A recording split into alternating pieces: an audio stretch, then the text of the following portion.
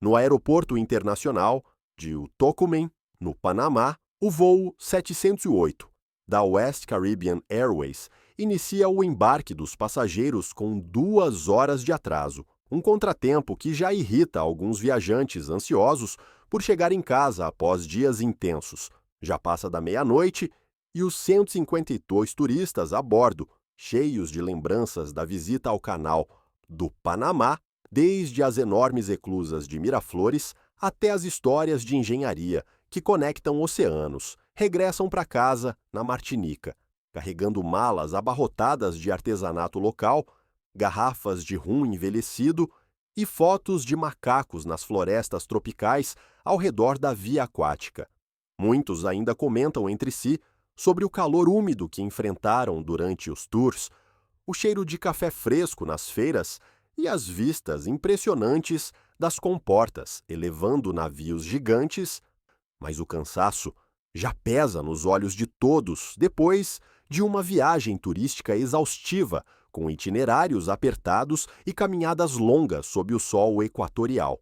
Alguns passageiros, famílias com crianças pequenas, tentam acalmar os filhos agitados no saguão, enquanto outros folheiam revistas ou checam mensagens no celular antes do embarque forçado a desligar dispositivos. O comandante Omar Ospina e sua tripulação chegam diretamente da Colômbia, vindos de um voo anterior que também enfrentou contratempos menores, como uma manutenção rápida em Bogotá devido a um indicador de pressão instável, nada grave, mas suficiente para acumular minutos preciosos.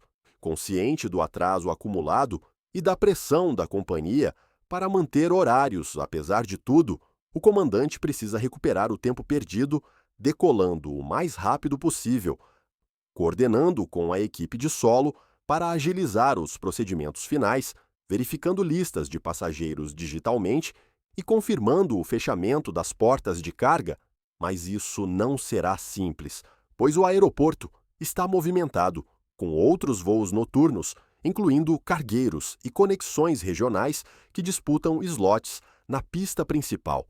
Seu copiloto, David Mons, um jovem profissional de apenas 21 anos com experiência limitada em rotas internacionais longas, mas treinado em simuladores avançados para situações de alta altitude, informa que houve superlotação inesperada devido a ajustes de última hora na lista de passageiros, talvez por overbooking intencional, para maximizar receita em uma companhia com margens apertadas. Um passageiro ocupa até o assento de serviço reservado para a tripulação no cockpit, criando um desconforto adicional no já apertado espaço do cockpit, forçando o copiloto a se acomodar de forma improvisada durante a decolagem. Como o avião está lotado ao máximo da sua capacidade certificada, calculada com precisão para evitar exceder limites estruturais, 2 comissárias de bordo precisam ficar no Panamá, o que significa redistribuir tarefas entre os membros restantes, como serviço de refeições e verificação de segurança, e garantir que o serviço a bordo seja mantido com eficiência, apesar da redução de pessoal potencialmente levando a atrasos no atendimento durante o voo. O peso do avião e o comprimento da pista são comparados minuciosamente em cálculos preliminares realizados pela tripulação no solo, usando software de performance embarcado que considera variáveis como vento de cauda ou proa. O comandante Ospina, com anos de experiência em operações na América Latina, incluindo voos sobre os Andes e o Caribe, calcula que a aeronave pode decolar com segurança, considerando fatores como a temperatura ambiente elevada típica da região tropical, que reduz a densidade do ar e exige mais pista, e a umidade que afeta o desempenho dos motores ao saturar o ar de admissão. Ele revisa os dados de take-off performance, ajustando flaps para a configuração ótima e confirmando reservas de combustível para contingências. A rota planejada cruzará uma perturbação climática significativa identificada em briefings meteorológicos como uma linha de instabilidade associada a um sistema de baixa pressão, mas a tripulação espera isso na temporada de furacões, monitorando atualizações meteorológicas constantes via rádio VHF e satélite para ajustar o plano se necessário, talvez desviando algumas milhas náuticas para o sul. Tudo pronto para a decolagem após verificações finais de sistemas hidráulicos que controlam flaps e trens de pouso, elétricos para avionica redundante e de combustível para balanceamento tanques. Solicitam autorização para o recuo do portão com protocolo padrão. Solo West Caribbean Airways 708 solicita autorização para recuo no portão 28, confirmando coordenação com o tráfego ao redor e veículos de solo. West Caribbean 708, recuo no portão 28, pista esquerda, responde o controle com clareza, guiando o pushback tractor. West Caribbean 708, pista 21 esquerda, autorizado para decolagem após alinhamento e checklist final. V1 anuncia o copiloto, enquanto os motores ganham potência gradualmente e o avião acelera pela pista iluminada com luzes estroboscópicas, passando por placas de sinalização e superando o ponto de decisão. O voo 708, rumo à Martinica, levanta voo a 1h da manhã, deixando para trás as luzes da cidade panamenha que se apagam no horizonte. A aeronave decola do Aeroporto Internacional de Tocumen, no Panamá, com uma carga pesada para o tipo de aparelho e a distância a ser percorrida, incluindo bagagens extras de turistas que trouxeram compras duty-free, como perfumes, eletrônicos e equipamentos de mergulho da viagem, adicionando quilos não previstos inicialmente no manifesto. A duração normal desse voo é de 3 horas em condições ideais, mas com ventos contrários previstos na rota sobre o Caribe Ocidental, pode se estender ligeiramente para 3 horas e 20 minutos, exigindo gerenciamento cuidadoso de combustível com monitoramento contínuo dos medidores e cálculos de contingência para aeroportos alternativos como Caracas ou Curaçao. No início, o nível de voo atribuído era de 9.450 metros, um patamar inicial, para evitar tráfego congestionado em níveis inferiores e otimizar o consumo inicial, enquanto a aeronave ainda carrega peso máximo. No plano de voo detalhado, submetido horas antes via sistema internacional, o nível de cruzeiro previsto depois é de 1.100 metros, onde a eficiência aerodinâmica é maior devido à menor densidade do ar, reduzindo arrasto e permitindo velocidades de cruzeiro econômicas ao redor de Mach 0,68. O aparelho usado nesse voo é um IND-82, modelo facilmente identificável pelos 2 motores traseiros montados na fuselagem, uma configuração que melhora a estabilidade em voo ao elevar os motores acima de detritos na pista, mas requer atenção especial em condições de turbulência devido ao momento de inércia. O MD-82 é muito eficiente para sua era, projetado para rotas médias com alta densidade de passageiros, e sua manutenção regular é crucial para operações seguras, incluindo inspeções A-check a cada 500 horas. Seus fabricantes se basearam no DC-9 clássico, que alongaram significativamente em cerca de 10 metros para acomodar mais assentos em configuração 3-2, enquanto modernizavam a avionica com sistemas digitais mais precisos e confiáveis, como FIS e FMS primitivos. Também reduziram o consumo de combustível através de melhorias aerodinâmicas, como winglets opcionais em algumas variantes e materiais mais leves em partes não estruturais, como painéis internos.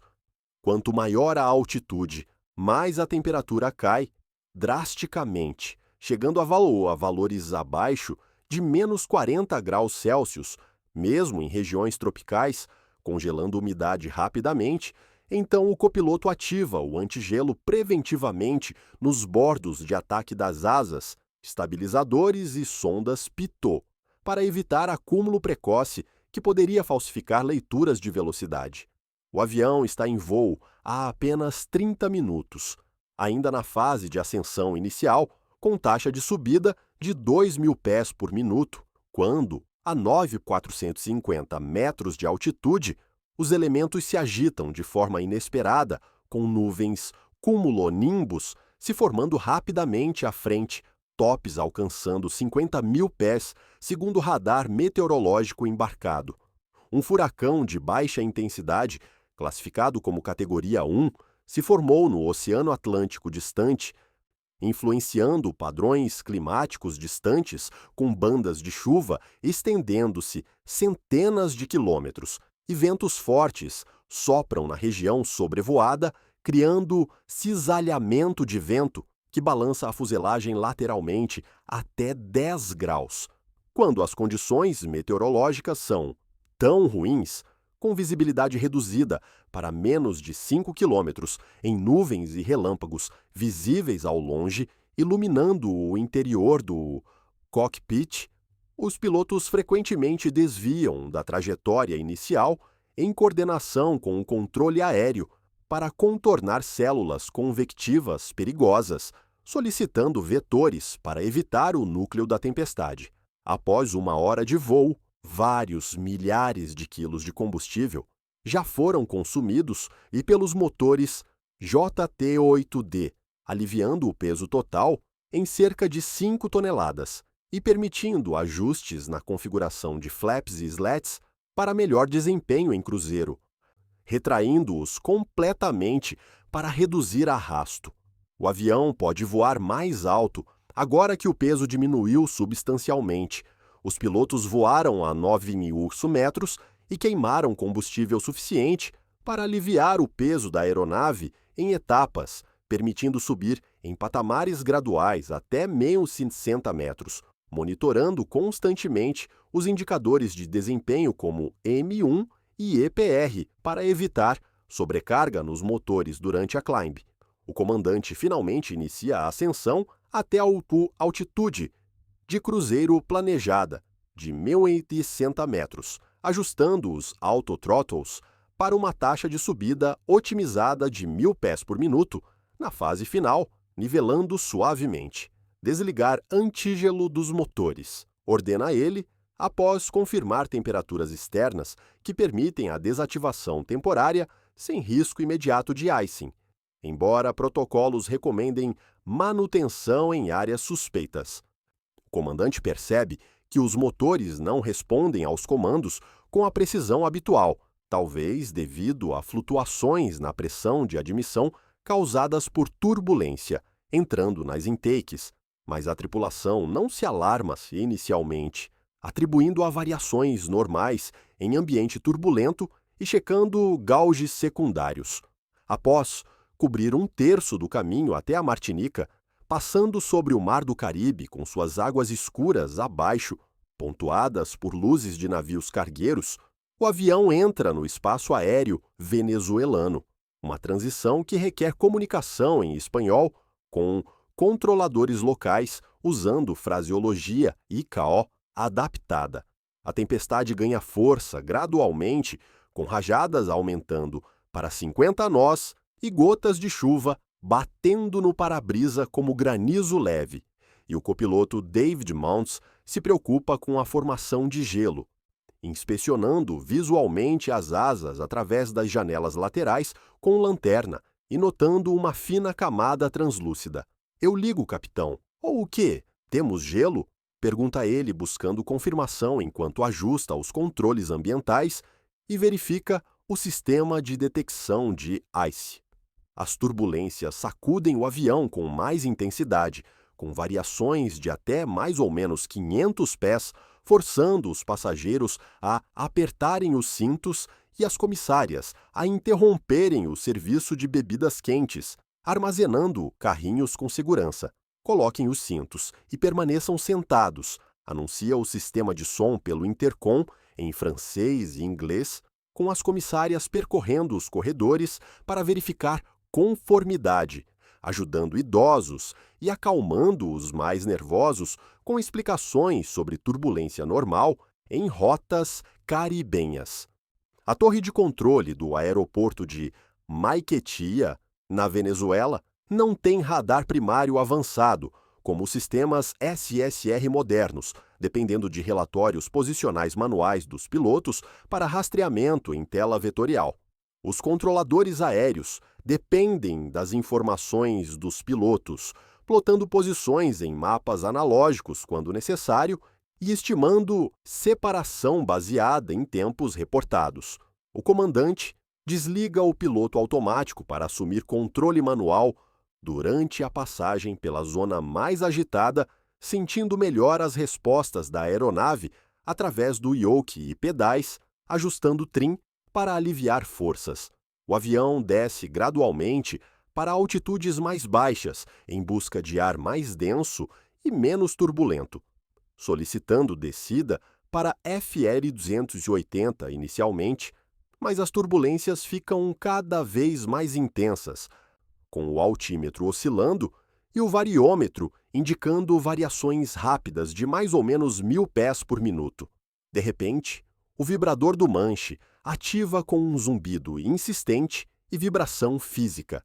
É o alerta mais grave no cockpit, projetado para captar atenção imediata, mesmo em meio ao ruído de alarmes e turbulência. A vibração do manche avisa ao comandante Ospina que o avião voa a uma velocidade perigosamente baixa em relação ao seu ângulo de ataque atual, aproximando-se do stall speed para a configuração e, abruptamente, a menos 60 metros, a aeronave despenca, perdendo sustentação de forma crítica, com o nariz subindo involuntariamente. O aparelho cai a uma velocidade vertiginosa, com o VSI marcando menos 7.000 pés por minuto inicialmente. A tripulação tem apenas segundos para identificar a causa, priorizando checklists de emergência, como Stall Recovery, enquanto mantém calma profissional e dividem tarefas. O controlador aéreo precisa saber a posição exata deles para coordenar possíveis auxílios ou alertar tráfego adjacente. Em apenas 30 segundos, o avião perde mais de 2.700 metros, uma taxa de descida alarmante que comprime os ocupantes contra os assentos com forças G negativas. Entendo. 152 pessoas a bordo. Confirme em que nível estão cruzando agora. Solicita o controle com urgência na voz, tentando plotar a descida inesperada. Whisky, voando a mais de 10 km de altura, em condições que pareciam gerenciáveis minutos antes, com o autopilot ainda engajado, o voo 708 da West Caribbean se esmaga sem qualquer explicação aparente inicial, deixando um rastro de destroços espalhados por uma área de vários hectares em terreno montanhoso.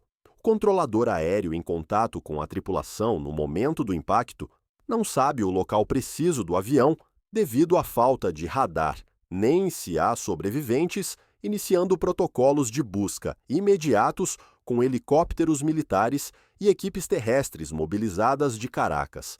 No dia seguinte ao desaparecimento do voo 708 da West Caribbean, moradores de uma pequena vila na Venezuela, acordados pelo estrondo noturno que sacudiu janelas a quilômetros, relatam a queda de um avião em uma área rural isolada, coberta por vegetação densa, cafezais e terrenos irregulares que dificultam o acesso imediato, exigindo machetes e veículos 4x4.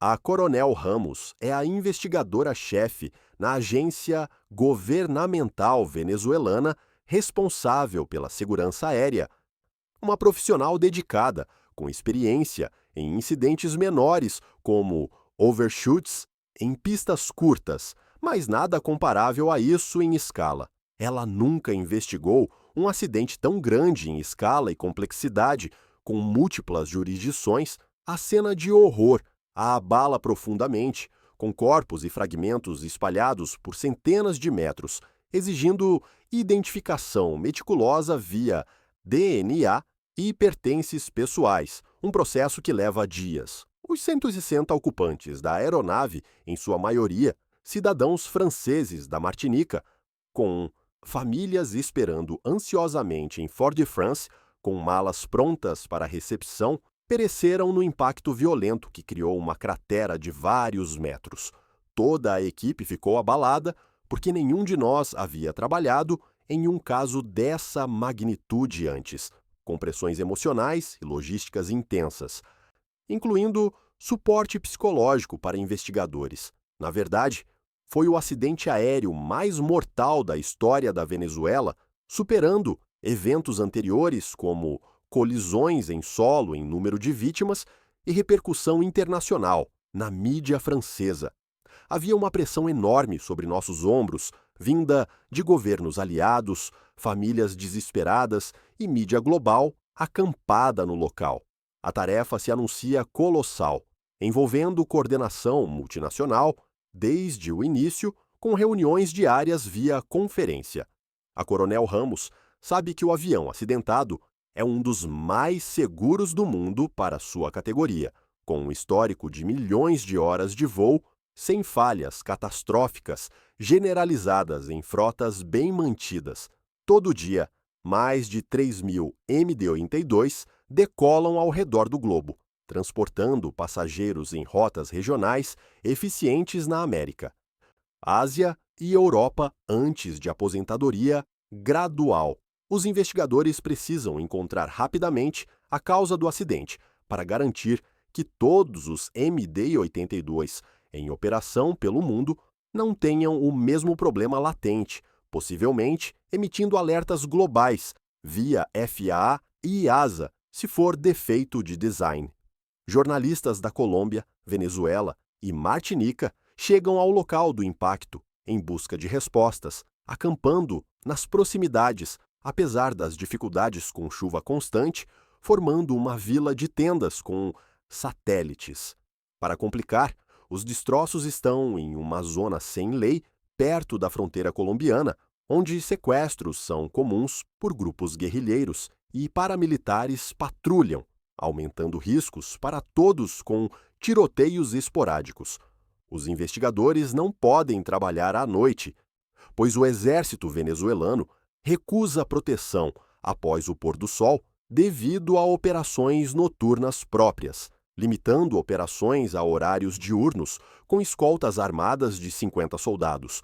Nossa equipe não estava preparada para lidar com um caso dessa importância, faltando equipamentos forenses avançados como scanners 3D e pessoal treinado em larga escala, requisitando ajuda internacional. A causa do impacto não era óbvia, exigindo análise detalhada de cada fragmento com fotografias aéreas por drone. Foi muito difícil chegar rapidamente a conclusões sobre o que aconteceu, com hipóteses iniciais variando de falha estrutural por fadiga a erro humano sob estresse, debatidas em briefings. Após a remoção dos corpos das vítimas, um processo doloroso e respeitoso envolvendo legistas internacionais e capelães, a investigação pode começar de verdade com foco nos destroços preservados. Primeiro, verificam em que estado a aeronave estava ao tocar o solo, medindo ângulos de impacto, padrões de deformação na fuselagem e distribuição de solo revolvido. A presença de todas as partes permite excluir a desintegração em voo causada por forças excessivas, como explosão interna. As 4 extremidades do avião foram encontradas intactas relativamente. A cauda, com estabilizadores verticais e horizontais, parte do cockpit com painéis de instrumentos preservados em parte e as 2 asas com motores ainda fixados por mounts. Excluem explosão por falta de resíduos químicos explosivos e colisão por ausência de marcas de outro objeto ou pintura transferida. Os investigadores interrogam o controlador aéreo em sessões gravadas com transcrições bilíngues e, ao saberem que a tripulação reportou a extinção dos 2 reatores em mensagens fragmentadas e angustiadas, focam no funcionamento deles, requisitando especialistas em turbinas da Pratt & Whitney para desmontagem no local. Joseph Sedor é investigador principal no Conselho Nacional de Segurança dos Transportes em Washington, um veterano em acidentes internacionais com participação em dezenas de casos, como o do Alaska 281.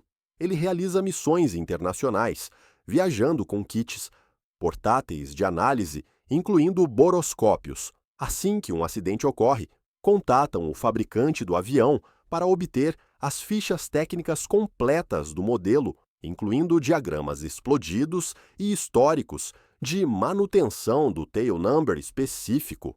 Ao saberem da extinção dos reatores reportada em CVR snippets, examinam toda a documentação sobre eles, cruzando com manuais de operação, boletins de serviço e ADs emitidas. A Coronel Ramos liderava uma investigação extremamente difícil, com desafios logísticos diários, como o transporte de peças por mule. O impacto ocorreu em uma região remota, acessível apenas por estradas precárias de terra batida. Ela tinha uma equipe muito pequena inicialmente, de 20 pessoas, crescendo com reforços de Colômbia e França. E 4 países precisavam concordar no procedimento, negociando protocolos via diplomacia em embaixadas. A Coronel Ramos sabe que uma tempestade violenta pode apagar reatores por ingestão de água, granizo ou cinzas vulcânicas, um fenômeno conhecido, mas raro em cruzeiro. Em 1977, os 2 reatores de um DC-9 da Southern Airways se apagaram enquanto voavam no meio de uma tormenta severa, com um granizo pesado que danificou o Paz. Após a parada total dos motores, muito semelhantes aos do MD-82 em design básico de low bypass, a aeronave caiu 5.000 metros em espiral antes de ser consumida pelas chamas ao impacto em área residencial, com lições aprendidas sobre proteção contra gelo e descida de emergência.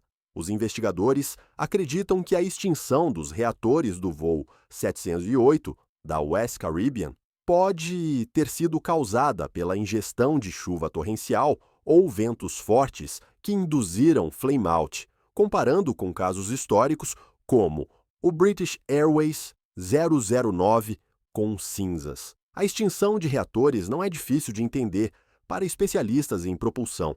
É como um aquecedor a gás doméstico. Tudo funciona bem com chama estável. Depois, a combustão para de repente por falta de oxigênio, excesso de umidade ou perturbação no fluxo. E o motor desliga irreversivelmente, sem reignição imediata em altitude. É possível que ambos os motores tenham parado simultaneamente devido a condições simétricas, já que o avião impactou em uma peça só, sem evidência de separação prévia ou fogo em voo. A Coronel Ramos está plenamente ciente de que a melhor forma de determinar a causa do acidente é analisar o conteúdo das 2 caixas pretas, que guardam dados valiosos de voo, como parâmetros engine, posições de controle e áudio do cockpit com qualidade suficiente para transcrição. Mas a burocracia pode complicar a recuperação das informações com disputas jurisdicionais prolongadas por semanas. Essa investigação era difícil porque vários países estavam envolvidos, cada um com interesses próprios em acesso a dados. A aeronave era de uma companhia colombiana registrada na DIAC. Decolou do Panamá, com passageiros em trânsito, e sobrevoou a Venezuela antes de cair lá, criando sobreposições legais complexas. Na verdade, a Venezuela quase não tinha relação direta com o ocorrido nem com as vítimas, que eram majoritariamente martiniquesas, com cidadania francesa. A Venezuela mantém relações tensas com os Estados Unidos na época do acidente em 2005, e são seus líderes que escolhem a organização para examinar as caixas pretas, apesar da fabricação americana pela McDonnell Douglas. O aparelho foi fabricado nos Estados Unidos, em Long Beach, com certificação FAA original. Então propuseram examinar o registrador de dados de voo FDR e o registrador de conversas do cockpit CVR nos laboratórios do NTSB em DC. No entanto, as autoridades venezuelanas insistiram que o exame ocorresse no BEA em Paris, citando neutralidade, expertise em acidentes com vítimas europeias e acordos bilaterais. As caixas pretas são enviadas à França para análises detalhadas, embaladas com cuidados extremos em contêineres à prova de choque e transportadas em voo comercial com escolta. A França participa da investigação, porque a maioria das vítimas era de cidadãos franceses da Martinica, um departamento ultramarino com laços fortes, mobilizando recursos do BA rapidamente, incluindo peritos em acústica para a CVR. Enquanto aguardam os resultados dos exames, que podem levar semanas devido a danos e necessidade de reparo de circuitos, os investigadores no terreno exploram outra pista com amostras coletadas de tanques e linhas. Contaminação de combustível poderia explicar a falha dos motores se houvesse água, fungos ou sedimentos de storage ruim. O caminhão que reabasteceu a aeronave é rastreado até a base no Panamá pela placa e logs, e seu conteúdo inspecionado quimicamente com espectrometria. Contaminação de combustível pode causar falha de motor por bloqueio de filtros, AE ou ignição irregular em câmaras. Fazer essas análises era inevitável para descartar sabotagem ou negligência no solo por handlers.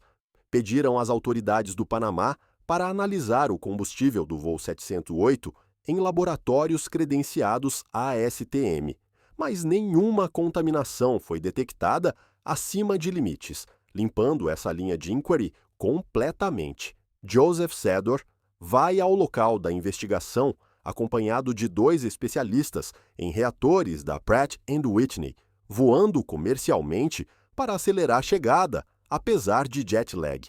Ao chegarem, examinam primeiro os reatores desmontados no hangar improvisado, coberto por lonas. Um especialista da minha organização e um da Pratt & Whitney inspecionam minuciosamente cada centímetro com luz UV, usando endoscópios flexíveis e medições precisas de folgas. Fazem uma descoberta surpreendente após horas de trabalho meticuloso. Ambos os reatores mostravam sinais de rotação em alta velocidade no momento do impacto, com pás de compressor intactas, sem danos por Foreign Object Ingestion ou Bird Strike. Tinham prova concreta de que funcionavam em regime máximo até o fim, com temperaturas EGT elevadas consistentes com full power. Os investigadores concluem que os reatores estavam em perfeito estado operacional sem falha mecânica. As análises provaram que não houve falha de motor real, apesar do reporte. A falha reportada pela tripulação nunca ocorreu. Talvez uma percepção errada, sob estresse com gauges flutuando. O principal suspeito é riscado da lista de causas possíveis para o impacto de um dos aviões mais usados no transporte de passageiros ao redor do mundo, antes da era dos 737 NG. Os investigadores precisam de outra pista sólida, revisando gravações de rádio completas e transcrições. Precisávamos absolutamente acessar o conteúdo dos registradores de voo para desvendar o mistério passo a passo. As caixas pretas são as únicas que conhecem o segredo por trás do impacto do voo 708, capturando cada parâmetro em 25 horas de loop e áudio de 30 minutos. A equipe que investiga o acidente do voo 708 viaja à França em voo fretado com segurança. Uma surpresa os espera ao ouvir as conversas no cockpit, transcritas e analisadas por linguistas bilíngues para nuances. Graças às caixas pretas, souberam que houve stall aerodinâmico completo com stick shaker e pusher inoperante. Para obter a sustentação necessária para voar, um fluxo de ar rápido e laminar deve passar sobre as asas do avião, gerando lift via princípio de Bernoulli e forma do airfoil. Stall Ocorre quando a sustentação das asas fica tão fraca que não mantém mais o avião no ar, levando à perda de controle com buffeting. É muito raro o stall em altitude tão alta, onde o ar rarefeito exige velocidades maiores para compensar, tipicamente acima de 300 knots AIAS. Os investigadores analisam o conteúdo da segunda caixa preta na esperança de entender melhor o que aconteceu segundo a segundo com gráficos sincronizados, embora o exterior do registrador de dados de voo estivesse danificado por fogo pós-impacto e compressão. O conteúdo interno não foi afetado, graças à proteção robusta de titânio e isolamento térmico. Todos ficamos aliviados ao confirmar a integridade inicial em testes. No entanto, nem todos os dados registrados são legíveis devido a corrupções localizadas em setores magnéticos. Infelizmente, parte dos dados era inutilizável apesar de esforços iniciais com recuperação básica.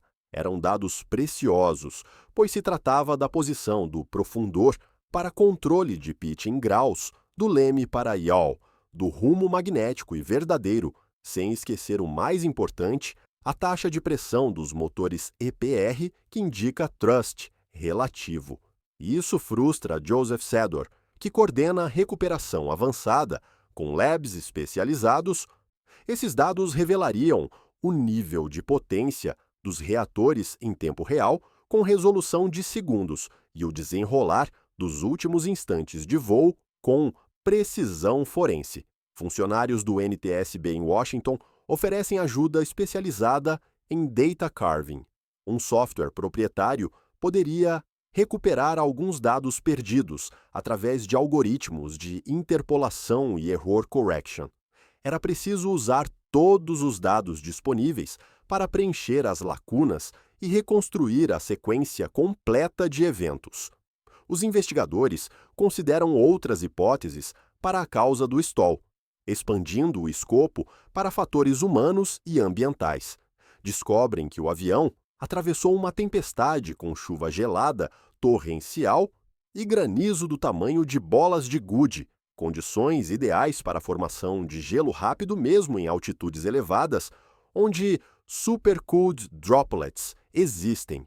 Asas cobertas de gelo podem causar stall ao alterar o perfil aerodinâmico com rough ice. Acúmulo de gelo aumenta o arrasto parasita significativamente e o peso total em centenas de quilos, reduzindo a sustentação drasticamente em margem já fina. Todos os MD-82 têm sistema antigelo pneumático, que envia ar quente dos reatores via bleed das compressores às asas, cauda, entradas de motor e para-brisas. Isso previne gelo de forma eficaz quando ativado corretamente por minutos suficientes. Enquanto a aeronave sobe a 1.060 metros gradualmente, com step climbs, o comandante toma uma decisão incomum de desativar o sistema prematuramente para economizar combustível em uma companhia com custos apertados. Mais tarde, o copiloto David Mounce pergunta se não deveriam religar o antigelo ao notar cristais nas janelas e wipers lutando. Normalmente, pilotos verificam gelo ao redor da janela do cockpit ou usam sondas dedicadas, com indicadores visuais. O comandante parece ter visto algum acúmulo inicial Heim Ice, mas opta por ignorar baseado em experiência pessoal. Os investigadores questionam por que os pilotos desligaram o antigelo em condições propícias a gelo, revisando manuais de operação da West Caribbean que podem ter sido desatualizados. Com esse tempo instável, com OAT abaixo de zero, o antigelo deveria estar ligado o voo todo para a segurança máxima conforme SOP. Os investigadores acham que a tripulação pode ter cometido um erro grave ao desligá-lo, possivelmente subestimando o risco em altitude. Essa decisão pode ter causado o impacto do voo 708 indiretamente via perda de performance. O NTSB recuperou dados perdidos sobre os reatores do MD-82 usando técnicas forenses digitais avançadas. Esses dados eram cruciais porque nos permitiram saber o que ocorreu dentro dos reatores em detalhes, como fuel flow. Se houvesse gelo nas asas, os motores teriam que girar mais rápido para compensar o atrito aumentado e manter velocidade mínima. O nível de potência deveria subir visivelmente nos Golges N1 acima de 95%. Não havia gelo na fuselagem ou superfícies de controle, segundo simulações. O stall não foi causado por gelo, descartando essa teoria com evidência. O que aconteceu, então, permanece intrigante por um tempo. A equipe de investigação agora questiona por que os reatores não forneceram potência suficiente para manter o MD-82 em voo estável, apesar de funcionais e sem ICE. Infrações repetidas às regras de segurança pela West Caribbean alertam os investigadores sobre padrões operacionais laxos. Essa companhia já foi multada por sobrecarga em auditorias anteriores da AC Columbia. A West Caribbean Airways já havia sido considerada culpada de sobrecarga várias vezes em voos domésticos para ilhas. Funcionários do aeroporto de Bogotá só precisavam comparar o peso na balança certificada com o manifesto preenchido pela tripulação à mão, revelando discrepâncias de toneladas. O stall do voo 708 foi causado por excesso de peso não declarado em bagagens, verificam o trabalho dos funcionários da West Caribbean no aeroporto de Tocumen, no Panamá, entrevistando handlers e revendo CCTV. O registro de bagagens não seguia as normas de segurança rigorosas da IATA, com estimativas casuais em vez de pesagens individuais por peça. Quanto maior a altitude, menos densa o ar, reduzindo o lift para um dado peso, em proporção quadrática. Um avião pesado demais não voa em altitudes muito altas, sem compensação de velocidade. A tripulação deve fazer cálculos precisos, usando charts específicas do fabricante. Pilotos sabem a altitude máxima, verificando tabelas de desempenho com peso do avião, temperatura externa ISA Deviation e pressão atmosférica, em QNH, mas os investigadores ainda não sabem se os cálculos do comandante Ospina estavam corretos ou influenciados por pressa do schedule. Precisam checar se o peso do voo 708 era excessivo para evitar stall na altitude de cruzeiro selecionada com margem. Somam o peso aproximado de passageiros usando médias padrão de 80 kg adulto mais 10 kg criança, tripulação completa. A aeronave vazia, OEW, e das bagagens declaradas mais estimadas não pesadas, fazem cálculos com o peso total declarado pela tripulação, CNC 30 kg oficiais no load sheet. Tentam novamente com sobrecarga significativa, hipotética de 10% ou 600 kg extras. O resultado surpreende pela margem de segurança ainda positiva. Mesmo sobrecarregado consideravelmente, o avião mantinha a altitude prevista de 1.060 metros, dentro dos limites certificados em simulações. Um revés para os investigadores, após simulações exaustivas em software como PEP. Após tanto esforço em modelagem computacional com variações, a causa do stall permanece um mistério persistente por dias. Obrigado pela paciência da equipe, mas esclarece quando ligam a distribuição de energia em um avião durante fases críticas com Bleed Active.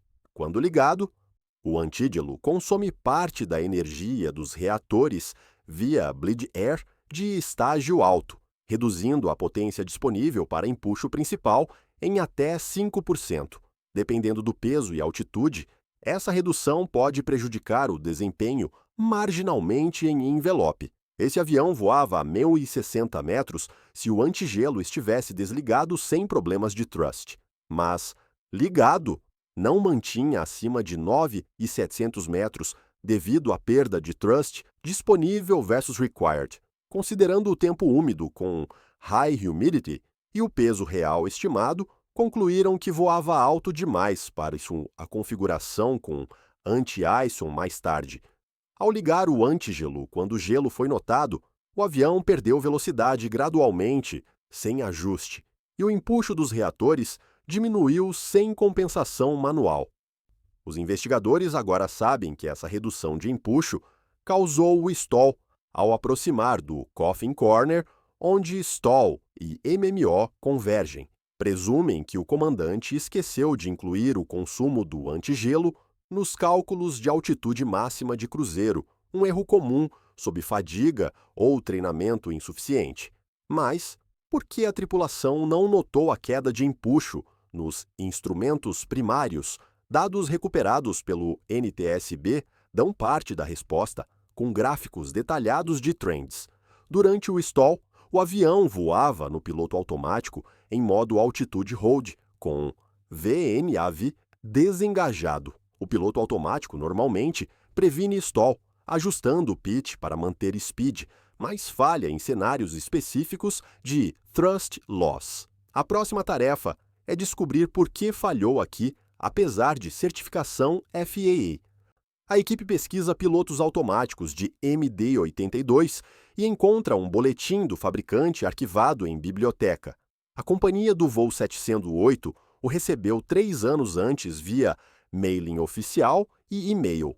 O boletim da Boeing, sucessora da MD, descrevia um incidente em circunstâncias semelhantes ao da West Caribbean, com stall induzido por autopilot em high altitude. Alertava comandantes e copilotos que, usando o piloto automático para manter altitude em ar rarefeito, verificassem a velocidade regularmente a cada poucos minutos com o scan.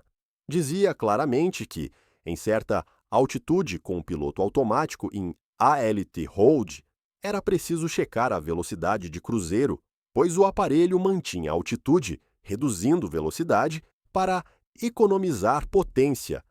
Se thrust fixed, se a velocidade caísse abaixo do mínimo para weight, o nariz subia para manter altitude e sustentação necessária via aumento de ângulo de ataque, mas o novo ângulo de ataque não devia exceder 1 grau específico de 16, 18 graus, dependendo de config, ou haveria risco de stall iminente com shaker. O piloto automático do voo 708 forçou um ângulo de ataque excessivo de mais de 20 graus medido por AOA Vanes. Isso causou o stall, apesar de intenções de estabilidade. A informação no boletim era vital para a prevenção via checklist, mas nada prova que os pilotos da West Caribbean a viram, treinaram ou incorporaram em SOPs. A investigação do impacto do voo 708 avança com essa peça-chave crítica. Agora confirmado que a tripulação não monitorava os instrumentos de velocidade closely com cross-check, achando que o piloto automático manteria tudo estável automaticamente. Estavam errados em confiar cegamente, sem vigilância. Então, o comandante percebeu algo errado ao notar discrepâncias em EAS decaying. Sabia do problema de performance lenta, mas não da causa raiz no autopilot logic. Decidiu descer para altitudes mais baixas e aumentar potência dos reatores manualmente desconectando. Tomou a decisão certa ao descer para 9.450 metros, onde o ar denso ajudaria com mais lift. Desligou o piloto automático com botão no yoke e iniciou a descida controlada com o nariz baixo 5 graus. O stall era iminente com stick shaker ativo por segundos, mas a tripulação ainda tinha segundos para controlar aplicando procedimentos memory items. Se chegassem a 9.450 metros rapidamente, o avião ganharia velocidade naturalmente acima de 250 knots e recuperaria a sustentação ideal rapidamente com alfa reduzido. Em voo nivelado novamente em layer mais baixo, não haveria problema persistente com thrust. A tripulação quase evitou a catástrofe total com a ação, mas o comandante não viu o maior perigo imediato da combinação com updraft. Com velocidade baixa e ângulo de ataque pronunciado ainda, os pilotos tiveram azar com o timing ambiental. Na posição vulnerável de High Alpha Near Stall, o aparelho não resistiu aos ventos fortes e condições difíceis, com updrafts intensos, uma corrente ascendente de apenas 30 km por hora, vertical, poderia causar stall, ao aumentar ainda mais o ângulo efetivo. Investigadores concluem que uma forte corrente ascendente atingiu o voo 708 repentinamente dentro da célula, erguendo o nariz o suficiente para stall completo irreversível. Além disso, a reação da tripulação não foi adequada em CRM Principles. O comandante não disse ao copiloto o que esperava dele em termos de ações específicas como power ou pitch. Preocupado com os reatores que pareciam falhar em gauges, esqueceu o resto do quadro Big Picture. Em tal situação de alta carga cognitiva, não se pode agir isoladamente, sem brief. A causa do impacto do voo 708 agora é conhecida em cadeia multifator, mas um mistério persiste sobre a recuperação falhada. Pilotos conhecem o procedimento padrão para stall recovery: nariz para baixo, potência máxima, wings level. Por que essa tripulação não seguiu apesar de treinamento inicial? Para evitar stall, basta aumentar empuxo full e picar, empurrando o manche para frente, reduzindo o alfa a 5 graus. No entanto, o comandante Ospina fez o oposto instintivamente, puxando por reflexo. Era tarde demais em deep stall. Nada podia fazer mais para recover. O comandante deveria empurrar o manche com firmeza até shaker cessar. Por que fez o contrário sob pressão extrema? Examinando dados dos reatores no stall frame by frame com zoom, obtém resposta clara em trends. No momento do stall, os motores perderam potência temporariamente devido à distorção de inflow. Provavelmente confundiu os pilotos em pânico com flame out. Quando o fluxo de ar nos reatores é perturbado por yaw, ou alfa alto extremo, ocorre uma inclinação que reduz empuxo via compressor stall temporário. A corrente ascendente certamente aumentou o ângulo de ataque na entrada de ar dos reatores em 30 graus, diminuindo o regime RPM para idle momentaneamente. O comandante confundiu essa queda temporária recuperável com extinção total dos reatores, focando errado em restart. O copiloto gritou: "É stall, comandante, o stall!", com urgência e call-out padrão. Mas o comandante Ospina não respondeu imediatamente ou acknowledge. Pensava só nos motores como prioridade errada. Sem perceber o stall primário, apesar de shaker, o comandante piora ao puxar o manche mais para subir. As consequências são terríveis. O nariz sobe cada vez mais, entrando em deep stall, com perda total de lift. A tripulação não entendia o que acontecia em sequência rápida de eventos. Comandante e copiloto precisavam monitorar reatores via EICAS, falar com o controlador para declare Mayday e gerenciar voo, enquanto o avião estolava irrecuperável em parachute. Sem contar que não se entendiam entre si, em meio ao caos, com crosstalk.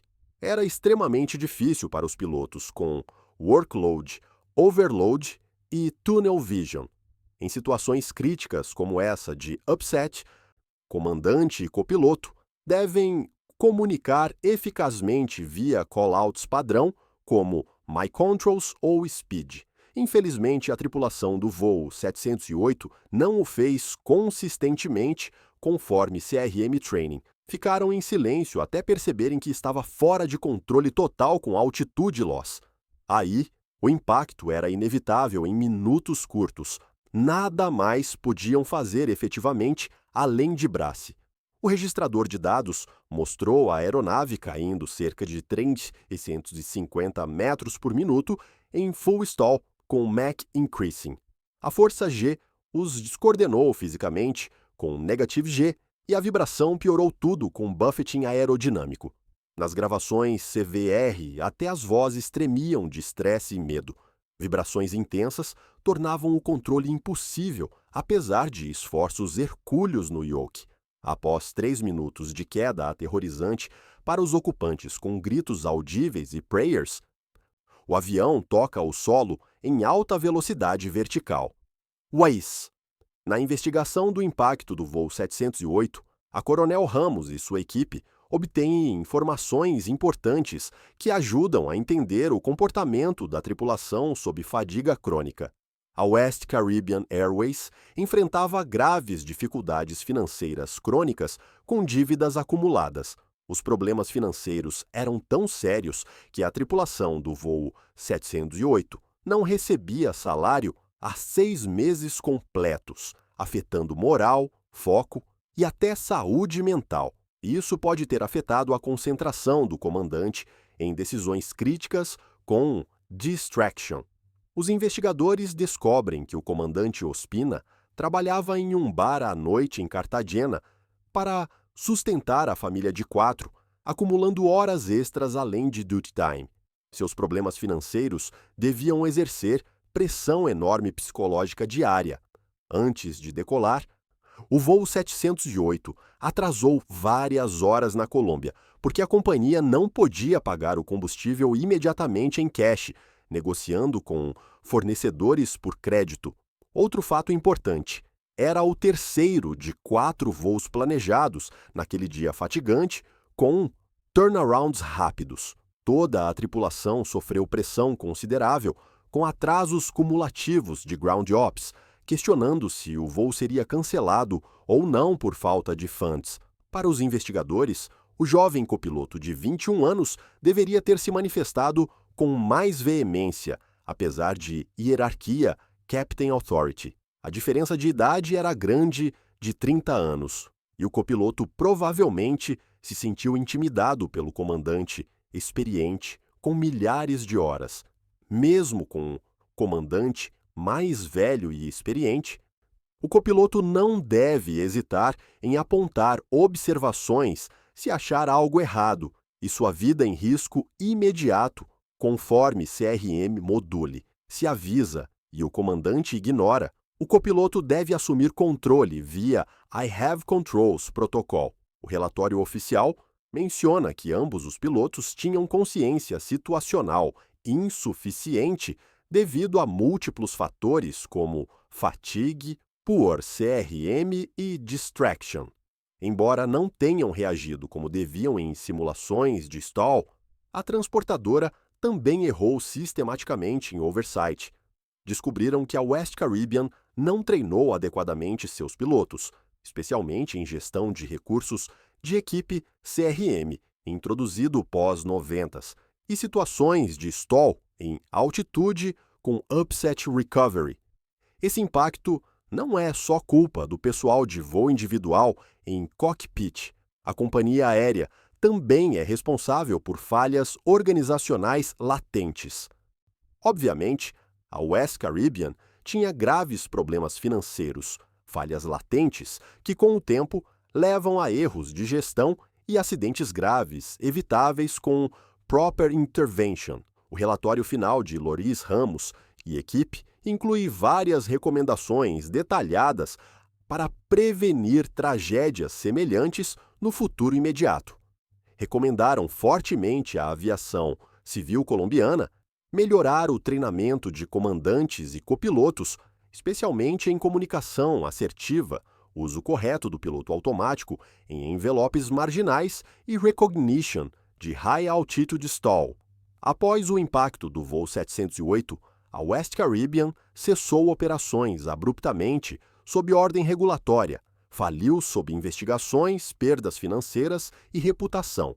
Desde a tragédia da West Caribbean Airways, novas medidas de segurança são aplicadas em MD-82 mundialmente, incluindo software updates para autopilot e mandatory bulletins. Voar nesses aviões agora é mais seguro com lições aprendidas e incorporadas em training global. Amém. Se você gosta do vídeo, inscreva-se no canal para mais conteúdos como este sobre aviação e segurança.